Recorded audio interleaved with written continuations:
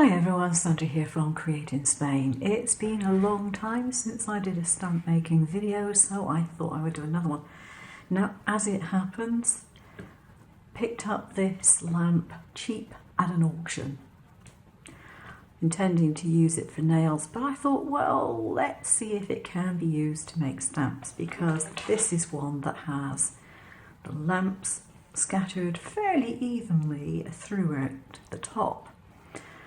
Now, I'm not using it on double power, that's that button there. I'm just going to see if it's possible to use it with the set timers.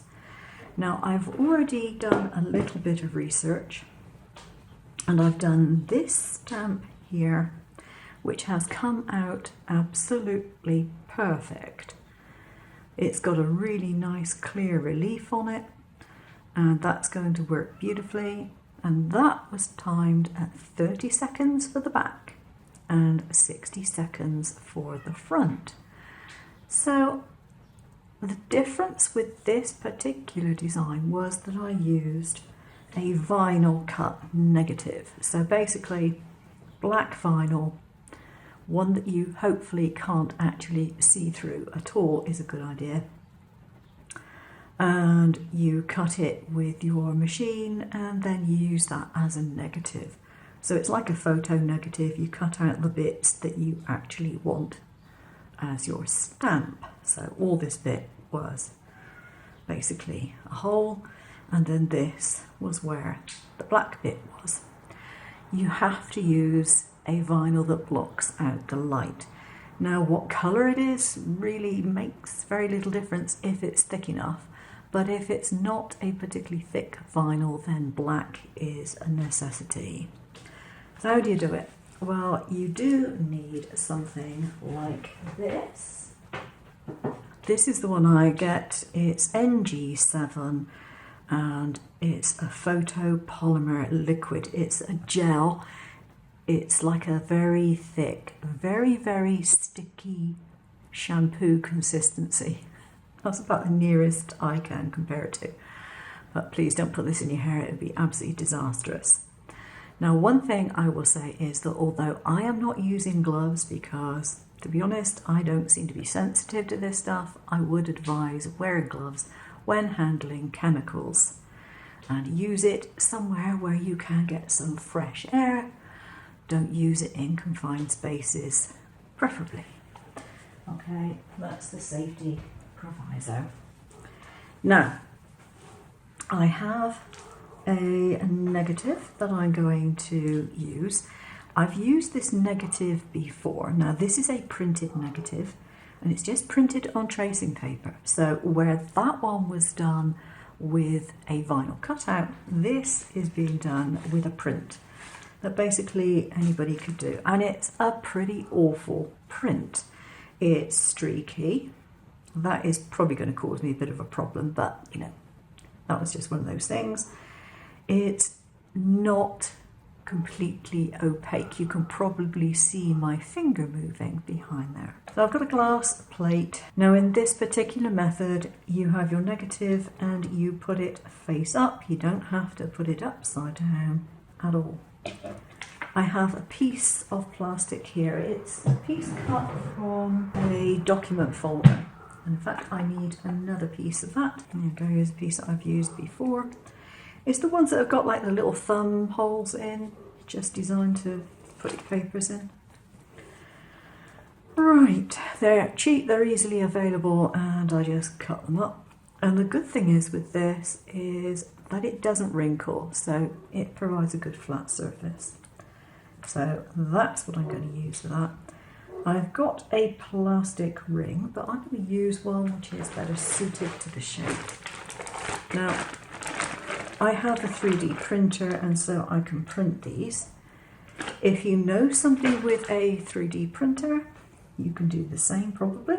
Swap favours. And all I do is I make shapes that are about 3/4 centimetre wide for the rim.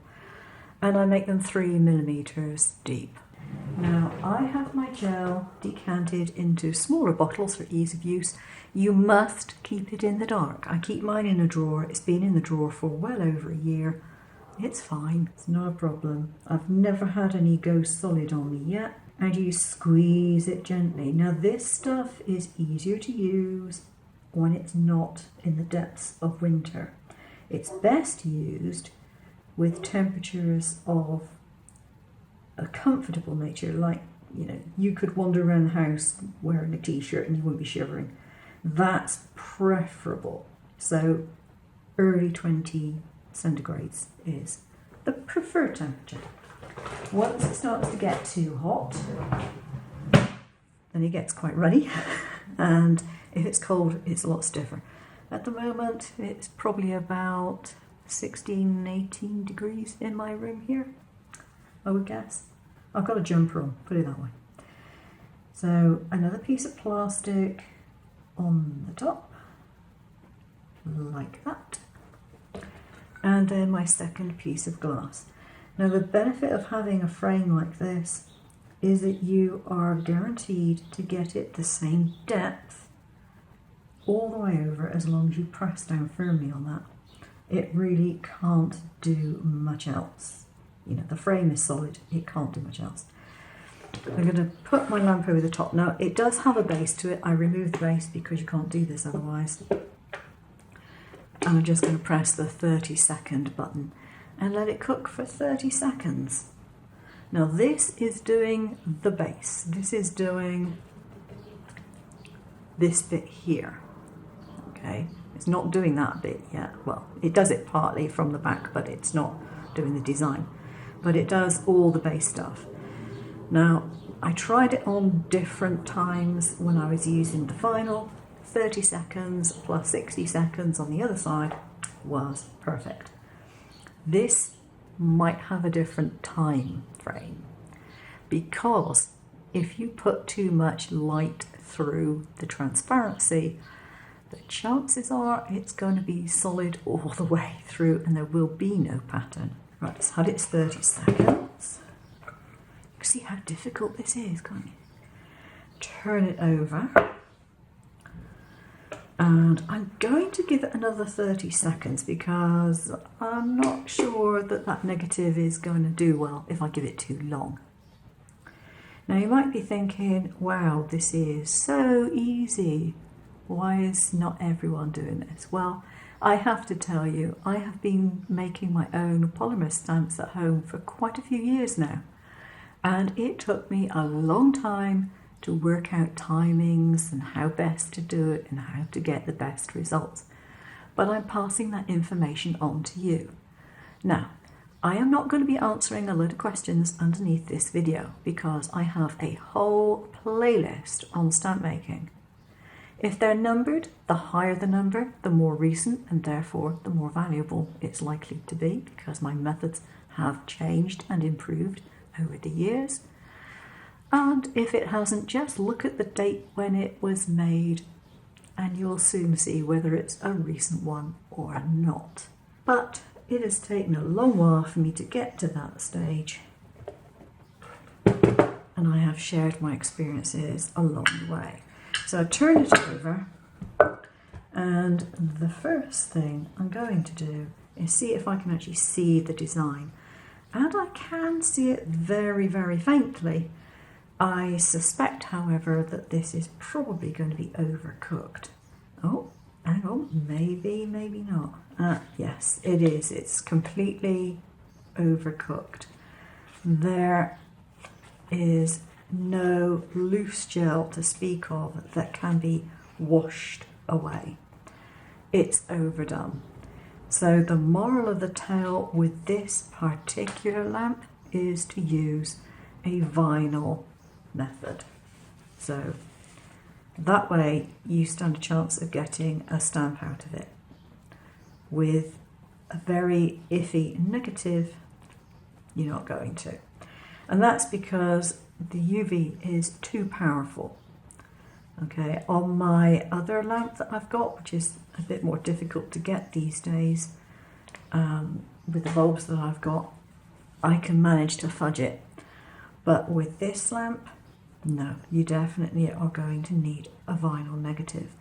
Having said that, vinyl cutters can cut such fine detail these days that it really isn't a problem. You just have to read your vinyl. I could quite easily cut this out of vinyl. It wouldn't be a problem. I did make this with this particular negative with my other lamp, and I managed to get it to work. But with this one, no, it's not going to. So for all those people wondering whether you can use a lamp like this, this particular one obviously does work. It doesn't pay to get one which is extremely, extremely powerful. I did have one, must have been a couple of years ago, I think, that was a double hand one. It was just too strong. You know, put it in for 10 seconds and the whole thing was completely and utterly set. Absolutely useless for stamp making. But this one, and it wasn't an expensive one, I don't think. I think even on Amazon it's only something like 20 euros. A mega professional nail lamp, and I think it was supposed to be 48 watts, something like that. Don't think it says anywhere on here what it actually is, but I think that's what it was. But that will do the job quite nicely with a vinyl cutout negative. Just don't use it with a badly printed one. If you have a printer that can do really, really good negatives, then yeah, by all means, give it a shot. But unless you do, vinyl cutting is definitely the way to go with that particular lamp. So there we are, that's my latest little experiment just to see if I could, and I can. I'll see you again soon. Take care now.